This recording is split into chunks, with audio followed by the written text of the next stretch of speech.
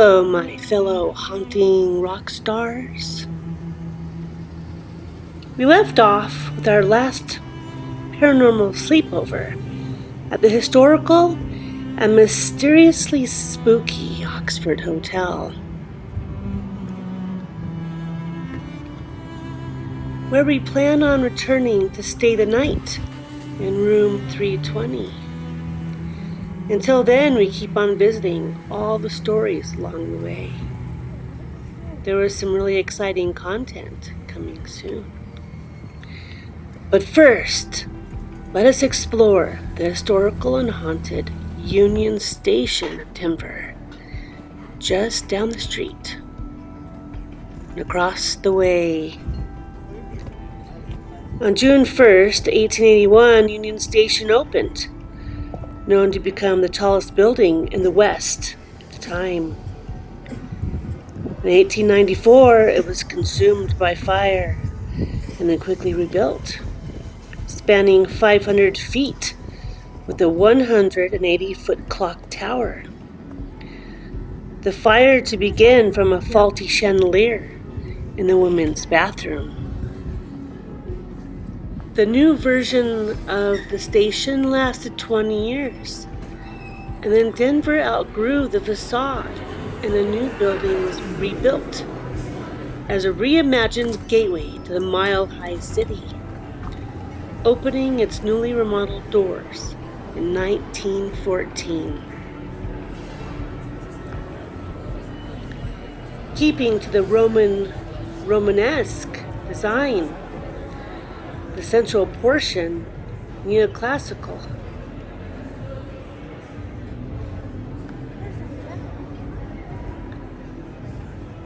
Many famous people to travel through the impressive railroad station. Queen Marie of Romania, President Theodore Roosevelt, William Howard Taft, and Franklin Delano Roosevelt. In the 1940s, the station reached 40,000 visitors per day, to include many thousands of servicemen during World War II.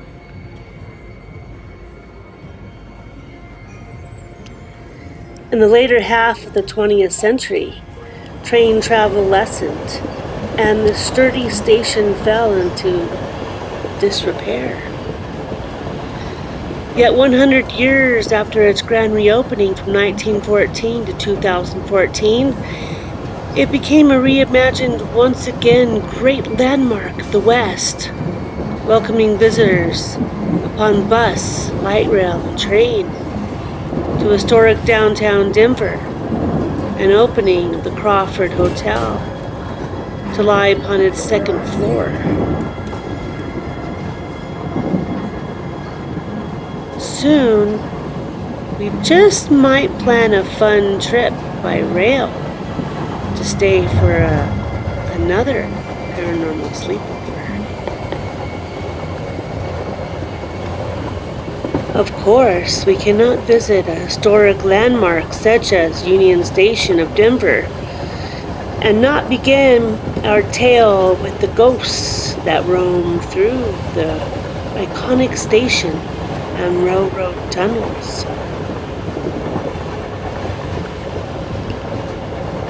A presence of a military officer has been felt on one of the platforms, as if always waiting for his train. A shadowy spirit appearing to be lost and wandering back and forth, in and out of vision. These antique wooden benches, over 100 years old, are the last that sat in this lobby, to be replaced by more modern black benches, the ones of today. These two on the side are the only two left that were cleaned from asbestos, here in remembrance of the past. Want to go down there? Yeah. Or not? This is creepy. Come on, then let's go. Just briefly.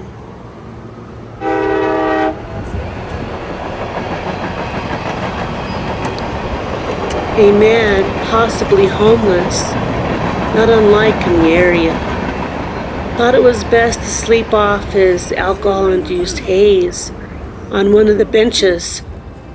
Sometime during the night, the man had stumbled awake, and then later to have possibly stumbled upon the tracks where a train would come. To remain as a spirit, to spook passengers who have reported a disgruntled spirit appearing and disappearing randomly. Hi. You can say hi. Have a good night.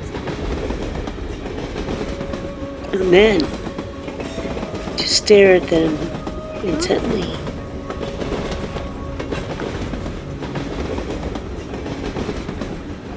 In a train station, another spirit has been seen late at night, awaiting his train, having passed away, sitting upon one of the old wooden benches. Another to have been seen that guards the station like a spiritual security guard, possibly another military man, to have been felt by passengers with heightened intuition. A commanding presence to keep people in check and moving along their travels. A three-fingered hobo to wander aimlessly about the lobby, knocking on doors. And when the doors are open, there is no one there. But goosebumps, tingles, up and down your spine, as has been reported by workers behind the glass. A rapping and tapping on the windows, but there is no one there. Or is there?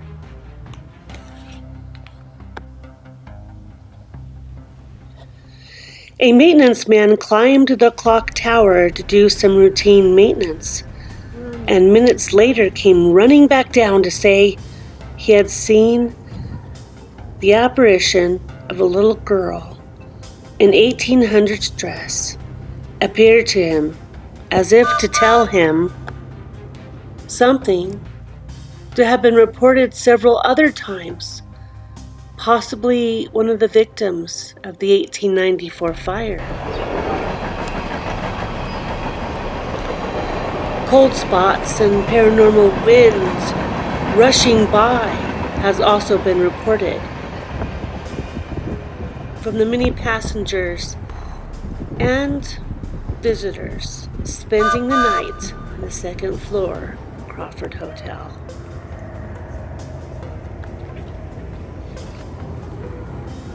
A very beautiful piece of prose written for the station by Tom Waits. Their memory is like a train. You can see it growing smaller as it pulls away, and the things you can't forget that history puts a saint in every dream. The next day was beautiful. We walked to the station during the daylight and up towards the very popular 16th Street Mall, where the yearly Halloween zombie crawl would be held, and thousands of people dressed up would roam the streets, except for the year of the virus, and this year due to the resurfacing of the streets. We walked a few minutes to see the state of the repair and the iconic clock tower. I will link our last video of the zombie crawl down below. We're coming to Union Station once again, but now I'm going to film a couple things during the day.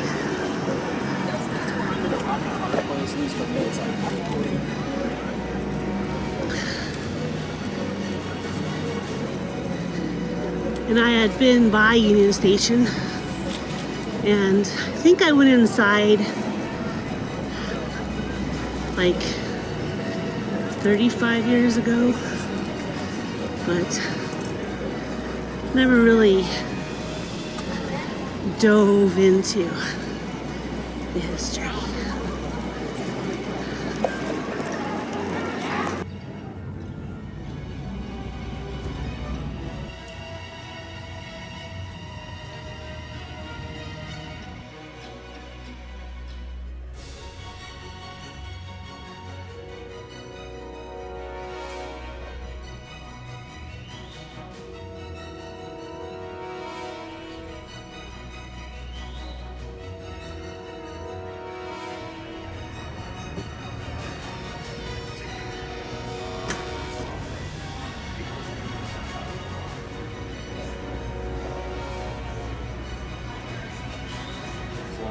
Public transport, this is the A lot.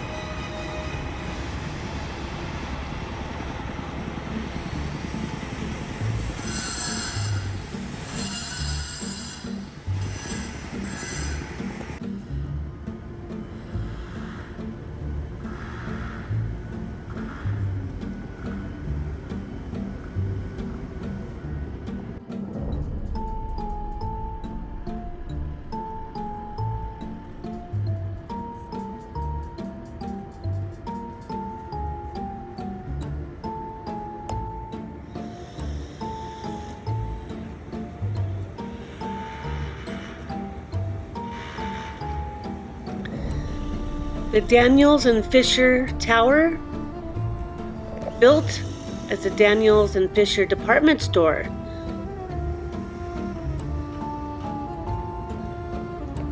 In 1910, known as the tallest building this side of the Mississippi at a height of 325 feet,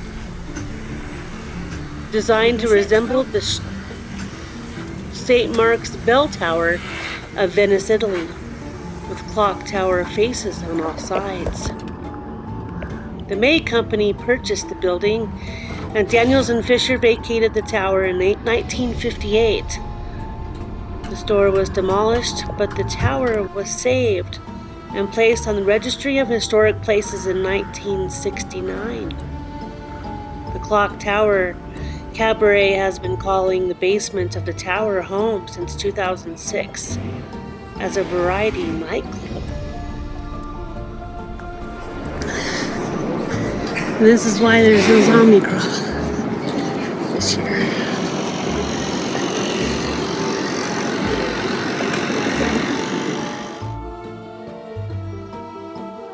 Thank you for joining us on our unique strolls through history. Many more tales from beyond to come. Paranormal sleepover. Always on the road to adventures. And a life journey of wonder and mystery.